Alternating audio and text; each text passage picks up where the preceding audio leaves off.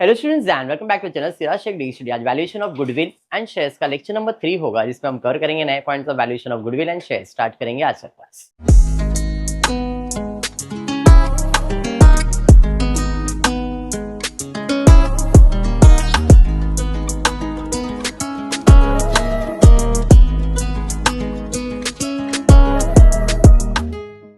In the previous class हमने goodwill किया था, बट टेक्स्ट बुक मेथड था। समझ रहा था, नहीं समझ रहा था, आपके मेथड से करवाओ। तो आज के क्लास में जो मेथड से मैंने पहले एक्सप्लेन किया था वही सेम मेथड ले लेता हूँ। कुछ नहीं, सेम टू सेम रहेगा, जैसा मैंने बोला है वैसा ही सॉल्व करूंगा। अब तक हमने एक सम ये कंप्लीट किया था, फिर सैंडविच पिज्जा किया है, उसके बाद पीयूषा किया था और वरिदी वाला किया था। यहाँ तक कल कंप्लीट हो चुका है, बराबर है ना। इसमें क्वेश्चन इनकम्प्लीट दिख रहा है मेरे को, बट कल हमारे पास था वो क्वेश्चन। ठीक है, चल नेक्स्ट क्वेश्चन नंबर 5 है विष्णु लिमिटेड। बैलेंस शीट दिया है, एडजस्टमेंट दिया है। सबसे पहला चीज मैं ढूंढूंगा कि गुडविल कौन से मेथड से मुझे सॉल्व करना है।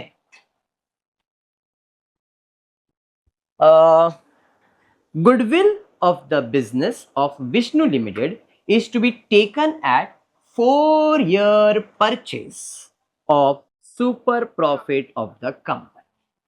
मिल गया कौन सा मेथड, सुपर प्रॉफिट। तो पहला मैं लिखूंगा goodwill is equals to 4-year purchase of super profit, that is 4 into super profit. हाँ या नहीं, अब वो एसपी नीचे आ गया, वो ऊपर आ जाएगा। क्लियर यहां तक। फिर 4 इंटू जो भी तुम्हारा सुपर प्रॉफिट का आंसर रहेगा वो लिखोगे, बराबर ऐसा ही सिखाया है। बट क्या मुझे सुपर प्रॉफिट मालूम है क्या? तो सुपर प्रॉफिट का फॉर्मूला क्या है, FMP minus NP, future maintain profit minus normal profit. But क्या दोनों मालूम है क्या? नहीं। जैसे ही दोनों मिलेगा मुझे सुपर प्रॉफिट, तो अब मैं क्या फाइंड करूंगा, एफएमपी। एफएमपी का फॉर्मूला क्या है, total profit upon number of years. ये चीज मत देखो, इसको एनिमेशन नहीं हुआ। Total profit upon number of years. हमेशा यहाँ पे एफएमपी में कौन सा प्रॉफिट लेना होता है, net profit after tax. Clear, थोड़ा जगह छोड़ देता हूं। एनपी का फॉर्मूला क्या है, एनपी का फॉर्मूला है capital employed into NRR upon 100। NRR question में दिया है और वो दिया ही रहेगा, कहीं ना कहीं परसेंटेज कितना दिया है, 12%। तो यहाँ पे capital employed 12%। But capital employed मालूम है क्या, कैपिटल एम्प्लॉयड का फॉर्मूला क्या है, अभी समझ में आप फॉर्मेट कैसे लिखते। क्लियर, पक्का। चलिए तो एफएमपी से स्टार्ट करेंगे, क्वेश्चन समझते। अभी बैलेंस शीट किसका है, ईयर एंड है 2013 का, उनका बैलेंस शीट अपने को दिया है। Company business is to be purchase by Vishnu को।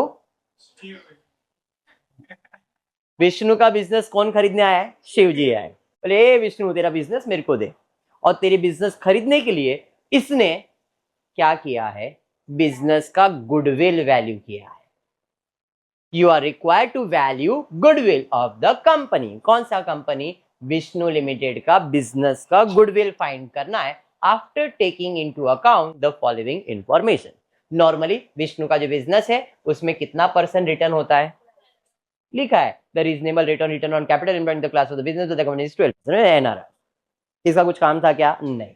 आगे, company's average profit for last 5 years after making provision for tax at the rate 50% is given to you। क्या बात है, एकदम सिंपल करके दे दिया मेरे को कल्पना। उसने एकदम सिंपल लैंग्वेज बोला, कंपनी का एवरेज प्रॉफिट कितने साल का, लास्ट 5 साल का एवरेज प्रॉफिट मैं निकाल के आपको दे रहा हूं, वो भी आफ्टर टैक्स। कितना मिल गया एफएमपी, कितना मगजमारी भी नहीं। एफएमपी डायरेक्टली लिख दूंगा 47,000।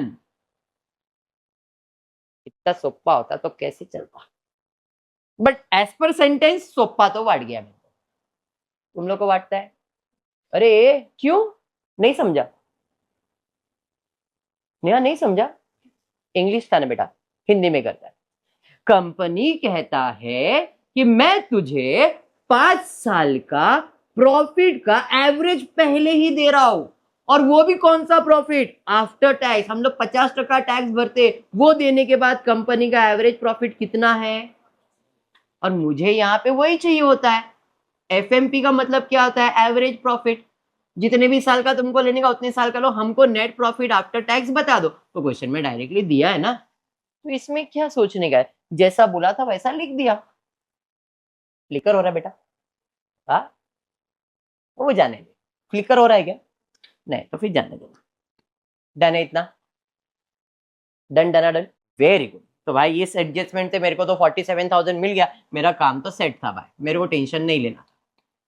अगर कोई एडजस्टमेंट नहीं आएगा तो एफएमपी दिया होगा, बराबर।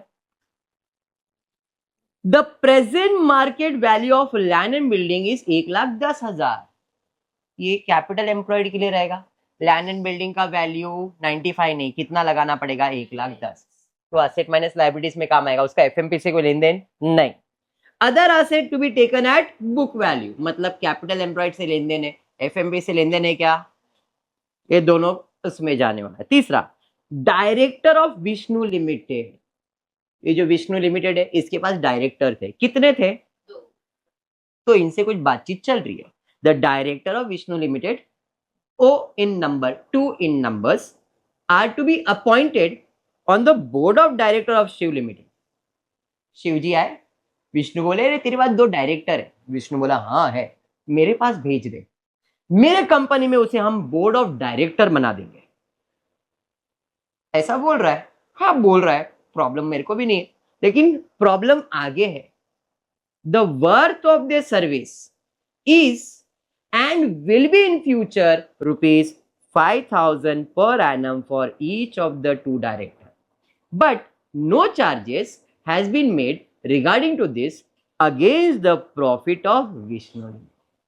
आ गया तकलीफ इसमें। अगर ये नहीं रहता तो मेरा प्रॉफिट था बराबर। अब उसने बोला है, शिव जी गए विष्णु के पास, अरे तुम्हारे पास 2 आदमी है, बहुत पसंद है मुझे, आपके पास डायरेक्टर थे, मेरे पास बोर्ड ऑफ डायरेक्टर बना दूंगा और हम उसे पगार भी देंगे 5,000 रुपए पूरे साल का, हर एक को ईच, 2 का 10,000 पगार देंगे। मतलब खर्चा है किसका? शिव का। विष्णु का है क्या? विष्णु में था, अपन कुछ कर ही नहीं रहे थे उसको, लेकिन शिव जी बोले ए विष्णु तेरे 2 आदमी मुझे दे, 5-5 हजार रुपए पगार दूंगा। बोल रहा है कि नहीं? इसका मतलब रिया, ये जो 5-5 हजार पगार देगा ये तो खर्चा है, और खर्चा है तो प्रॉफिट बढ़ेगा कि कम होएगा? मतलब इसके ऊपर एडजस्टमेंट आ गया, 10,000 माइनस करना पड़ेगा। क्यों? क्योंकि खर्चा है तो प्रॉफिट से माइनस कर। सर 47 में 10 माइनस करो, 37,000। ऐसे होशियार लोग बोलेंगे जो चिकने बन के आए, लेकिन हम लोग तो नहीं, हम लोग तो नहीं, नहीं यश नहीं, हम दाढ़ी वाले लोग हैं, हम नहीं ऐसा करते। हम क्या करेंगे दिशा? हम बोलेंगे सर ये नेट प्रॉफिट आफ्टर टैक्स है, आपने पहले ही बताया था, पहले सारे एडजस्टमेंट सॉल्व होते हैं, बाद में टैक्स माइनस होता है, तो पहला काम इसको करो, इसको बिफोर टैक्स करो, फिर सब आप एडजस्टमेंट सॉल्व करो, बाद में टैक्स माइनस करो। तो इस केस में डायरेक्टली माइनस नहीं होएगा। क्लियर है क्या? ऐसा देते हैं, कल्पना बीच बीच में आते रहता है। तो ये एडजस्टमेंट किसके ऊपर आ गया है? प्रॉफिट के ऊपर। कितने का? 10,000। खत्म। अरे एक ही एडजस्टमेंट था, बाकी तो सब कैपिटल एम्प्लॉयड पे था। तो चलिए फिर स्टार्ट करते हैं। सवाल ये है, ये जो 47,000 प्रॉफिट दिया है, नेट प्रॉफिट आफ्टर टैक्स जो दिया है, इसे बिफोर टैक्स कैसे करेंगे? अच्छा वो 100% था, क्या बेवकूफ बना है।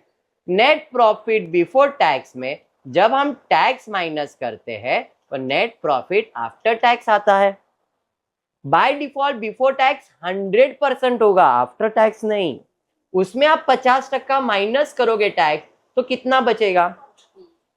और ये अमाउंट मुझे मालूम है कितना है, तो 50% अगर 47, तो होशियार लोग कैलकुलेटर यूज करेंगे, अपन क्या होशियार लोग नहीं है, 47 को डबल कर देंगे, 50-50 डबल ना।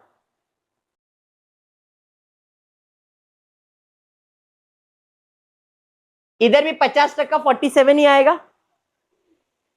टोटल। तो नेट प्रॉफिट बिफोर टैक्स कितना आएगा 9।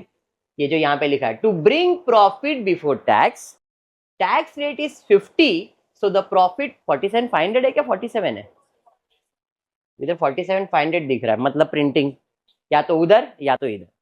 मैंने 47 के हिसाब से 94 है, अगर 47,500 है तो और इसमें बढ़ जाएगा 95 हो जाएगा, इस हिसाब से इसका वैल्यू आ जाएगा 95, मतलब 47,500। ठीक है, समझा करेक्शन क्या है? लॉजिक सेम ही रहेगा। तो मैंने पहला काम किया नेट प्रॉफिट बिफोर टैक्स 47,000 नहीं है 47,500, उसका डबल कर दोगे 95,000। ये समझा? Any doubt? पक्का? अब चिकना क्या करेंगे अपन? माइनस करेंगे। क्या माइनस करेंगे? 10,000 रुपए माइनस करेंगे। तो लेस यश डायरेक्टर का रेम्यूनरेशन कितना? 10,000। 95 में 10 माइनस करेंगे तो 85। अब 85 के अंदर क्या माइनस करूंगा? टैक्स, क्योंकि कोई और एडजस्टमेंट है क्या? नहीं। 85 का 50% यानी कि 42,500। 80 का 40, 5 का 2.5, 42,500। बैलेंस कितना आएगा? माइनस करके चेक करो, सेम आएगा 42,500। एफएमपी मिल। अगर ये शिवजी विष्णु के पास नहीं जाते तो अपना आंसर 47,500 ही होता, एडजस्टमेंट ही नहीं होता। क्लियर? तो एफएमपी मिल गया। अभी क्या फाइंड करता हूं? Asset minus liabilities. तो सबसे पहला एडजस्टमेंट किसके ऊपर है? Land and building. कितना लेने का है? 1,10,000 दिया है।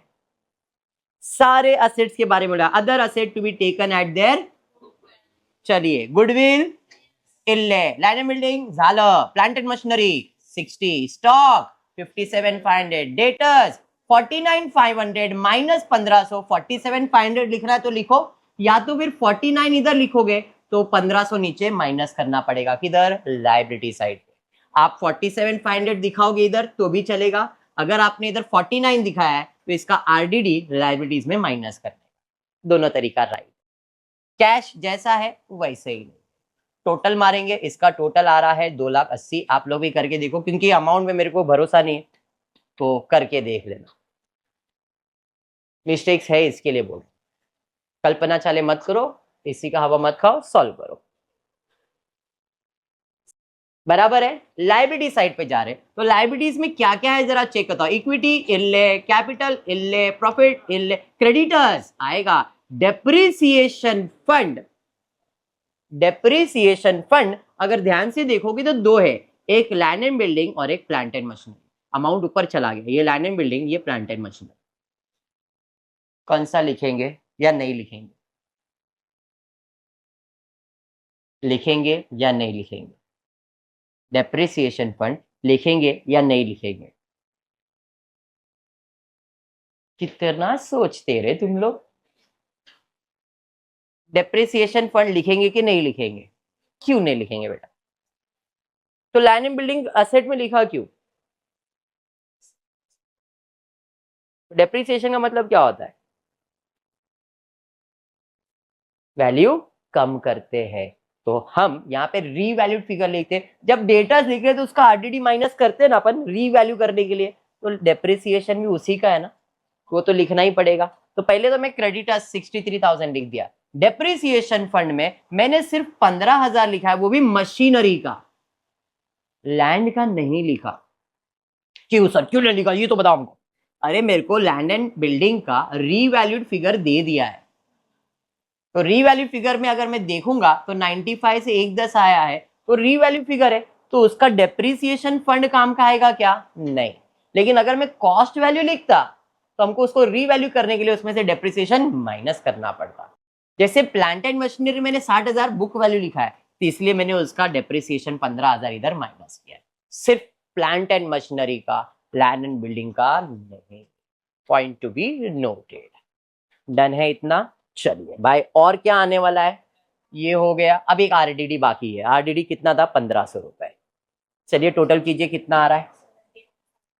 71, 79,500। Asset minus liabilities, asset minus liabilities तो क्या मिलेगा? Capital employed. 2,80,000 में 79 तो 2,05,000।